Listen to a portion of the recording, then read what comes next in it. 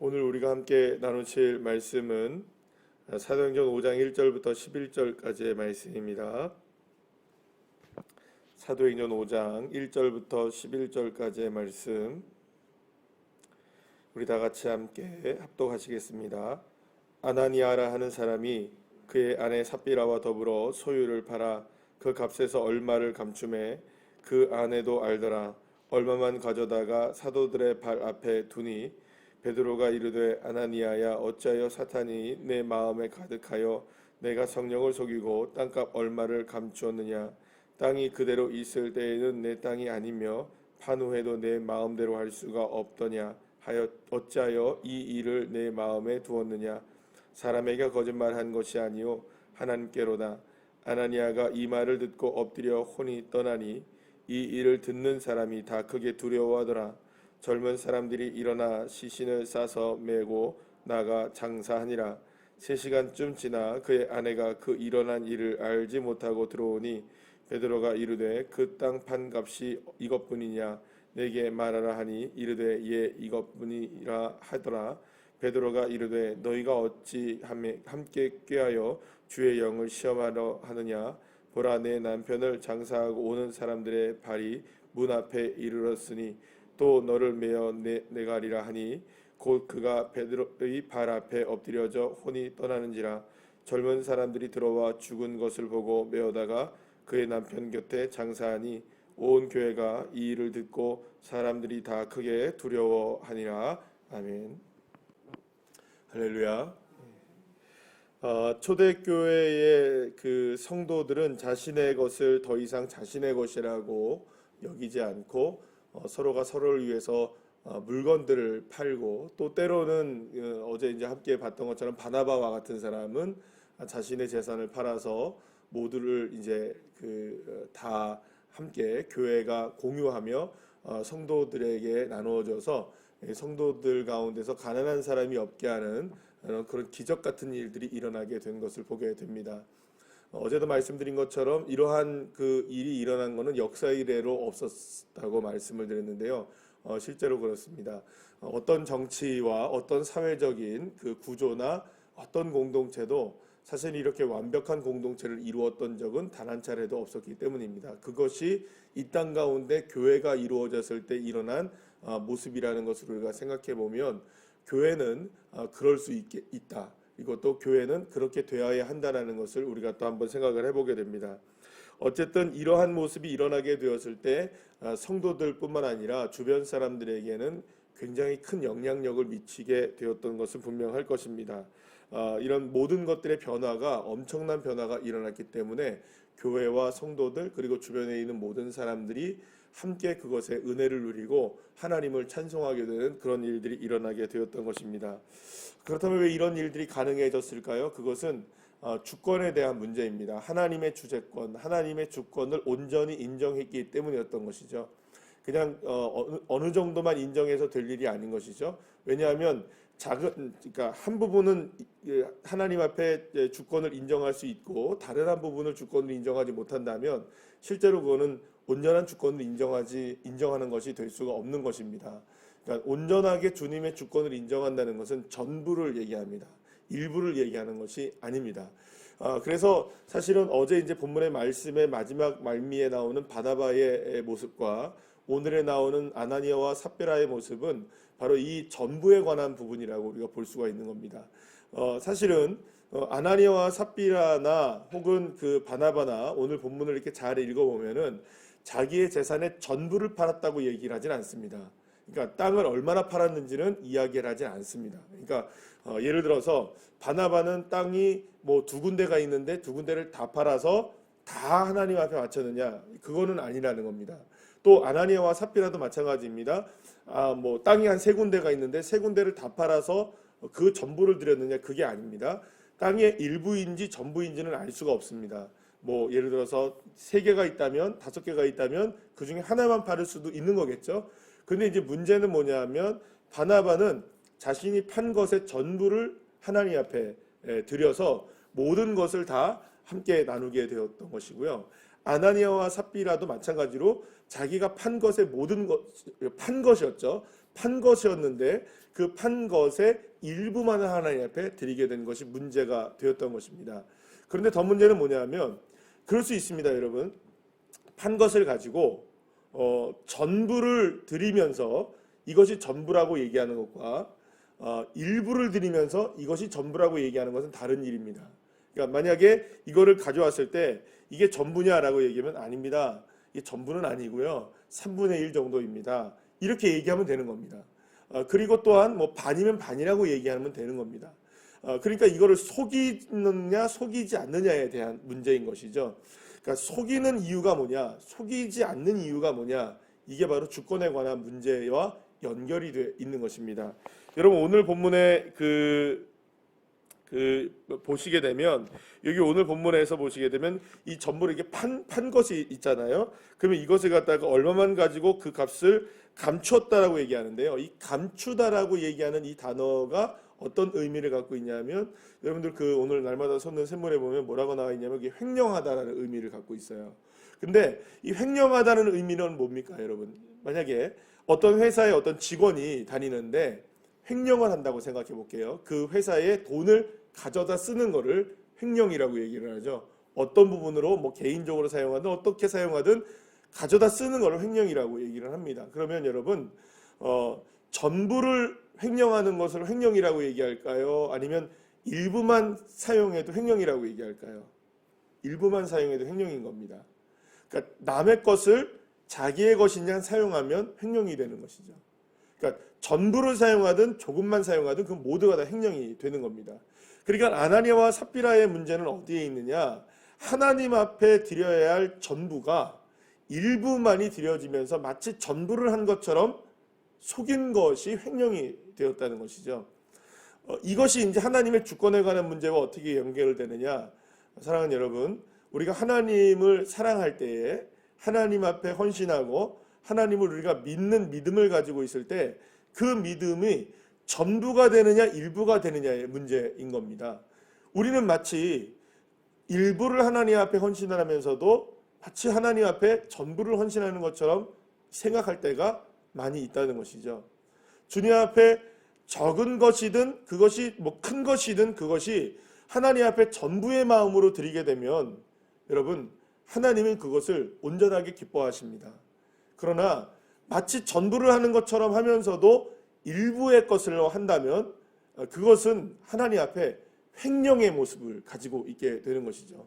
하나님에게 전부를 헌신하지 않게 되는 것입니다.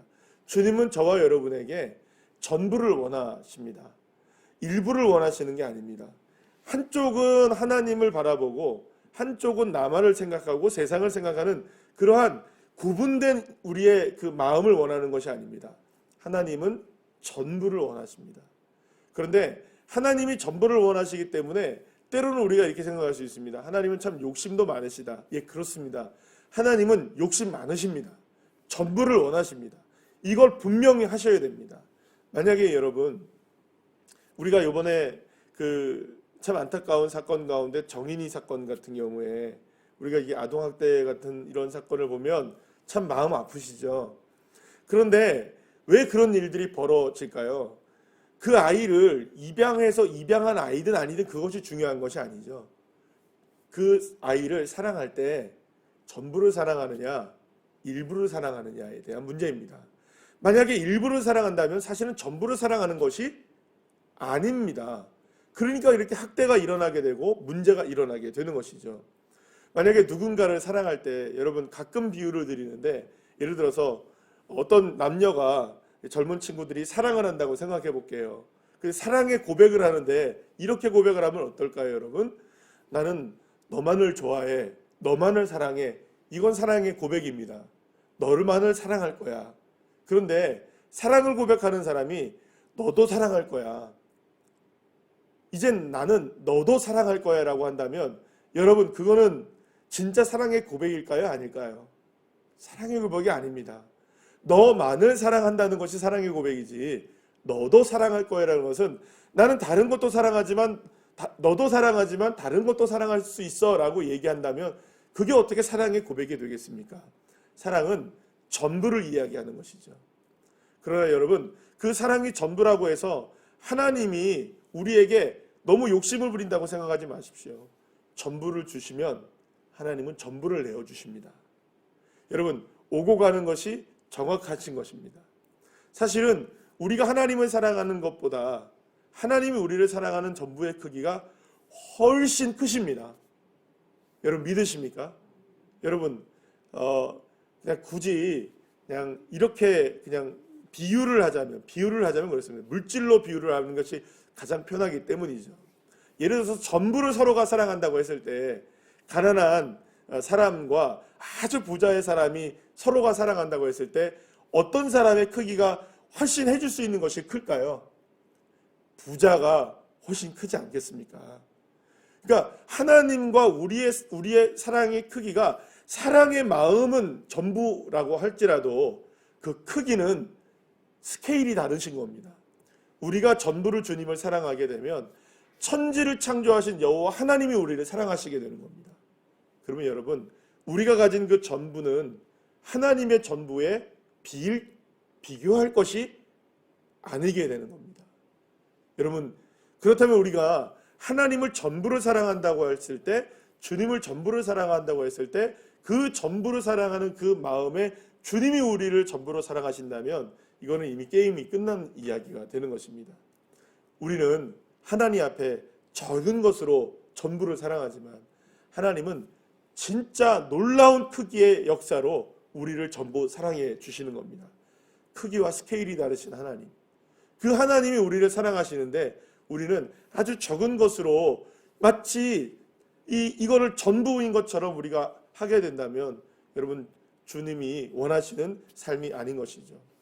그래서 사랑하는 여러분, 저와 여러분 하나님 앞에 정직하셔야 됩니다. 정직하다는 것은 누군가를 하나님 앞에 어떻게 정직한가? 여러분, 전부를 주님 앞에 드릴 수 있는 마음, 그 믿음이 정직한 신앙이 되어야 하는 것이죠. 그래서 여러분, 하나님 앞에 우리가 지금 어떤 헌신을 하고 있는가? 하나님을 향해 어떻게 우리가 예배를 하고 있는가?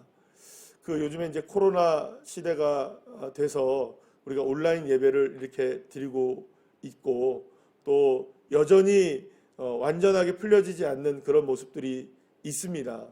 그런데 이 온라인 예배를 드리다 보면 여러분들도 다 경험을 하시고, 예배를 인도하는 저도 경험을 하고 여러분들도 모두가 다 경험을 하시는 것이지만 온전하게 드릴 수 있는 게 아니라는 것을 우리가 다 알고 있습니다. 제가 며칠 전에 이번 주일, 그러니까 엊그제죠, 주일날 저녁 시간대쯤에 제 아는 지인이 울산에 거주하시는 분이신데 우리 교회 분이 아니시고요, 다른 분이신데 그분이 젊은 분이세요. 근데 페이스북에 글을 하나 올렸어요. 근데 글을 올렸는데 어떤 글을 올렸냐면 이렇게 글을 올렸어요. 오늘 온라인 예배를 드리는데 정말 은혜 가운데 온라인 예배를 드렸다. 그러면서 온라인 예배도 이렇게 정말 은혜로울 수 있다는 것을 자기는 정말 오늘 새롭게 경험하게 되었다. 그러면서 우리가 어디에 있든지 간에 하나님을 예배할 수 있다는 사실에 대해서 기뻤다라는 이야기를 이렇게 글을 올렸어요. 그런데 링크를 하나 걸어놨어요. 그래서 이제 아마도 제가 볼 때는 그분이 드렸던 그 예배에 그 영상을 아마 링크를 걸어놔서 한번 그 예배를 함께 드려보세요라는 걸로 이제 아마 이렇게 해놓으신 것 같아요. 그래서 제가 그거를 딱 클릭했어요. 그랬더니 어느 교회가 나오는지 아십니까? 분당 우리 교회가 나와요. 제가 좀 실망을 했어요. 그리고 마음이 아팠어요. 주일 예배를 본인이 울산의 교회를 다니시는 분인 건 제가 알고 있는데 주일 예배를 울산에 있는 자기네 교회 예배 안 드리고 분당 우리 교회 예배 드린 거예요. 그 목사님이 그걸 보셨을지 모르겠어요. 그 담임 목사님이 마음이 아프셨겠죠. 여러분, 지금 이렇습니다. 상황이. 그러니까 온라인 예배를 드린다고 했을 때 여러분, 지금 상황이 이렇습니다. 본교회를 지키지 않아요. 제가 그거를 딱 글을 읽으면서 과연 우리 교회 성도님들은 우리 교회 예배를 드렸을까? 이 생각이 들었어요. 솔직하게 제가 생각해서. 물론 저 여러분 분당 우리 교회 목사님 이찬수 목사님 너무 좋아합니다. 제가 존경하고요. 저도 예배 거기 말씀 듣습니다. 그리고 그뿐입니까 여러분? 다른 교회 성도님들 제가 다른 교회 그 설교도 많이 듣고 예배도 드립니다. 같이 함께 봅니다. 은혜도 받아요. 저도. 그것이 나쁘다는 게 아니에요 여러분. 그러면 그거는 그 교회를 정말 온전히 사랑하는 걸까요? 그거는 정말 하나님이 기뻐하시는 일이실까요? 여러분 그분이 생각할 때는 제가 비판하거나 이런 얘기 아니에요. 그분이 드렸던 예배가 온전한 예배였다는 그 말을 제가 아예 거짓말이야 라고 얘기를 하는 게 아니에요. 하나님이 보실 때에는 어떠셨을까라는 거예요. 그 본인이 생각할 때는 은혜로운 예배를 온라인으로 들었다고 해도 여러분 그래서요 요즘에는요 온라인 예배도 빈익빈 부익부인 거 아시죠?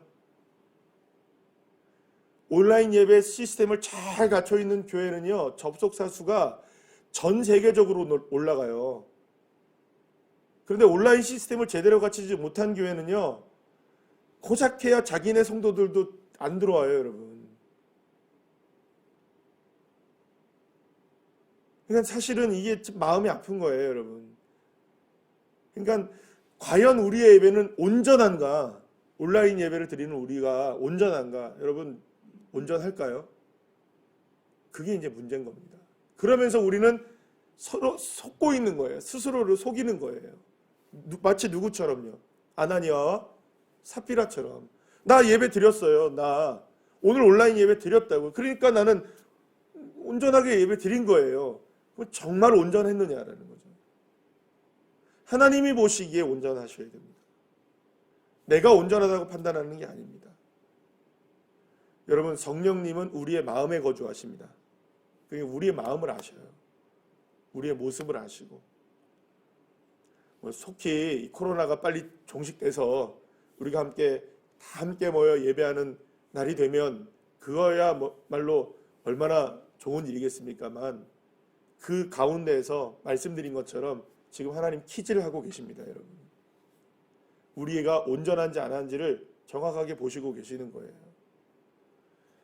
사랑하는 여러분 적어도 아나니아와 삽비라의 모습이 아니 되시기를 간절히 축복합니다. 하나님 앞에 정말로 온전하게 마음을 드리며 전부를 드리고 예수님으로 충분하다는 이 고백이 입술의 고백이 아니라 삶의 고백이 되실 수 있도록 그런 믿음의 자녀들 한 사람 한 사람 되시기를 간절히 축복합니다.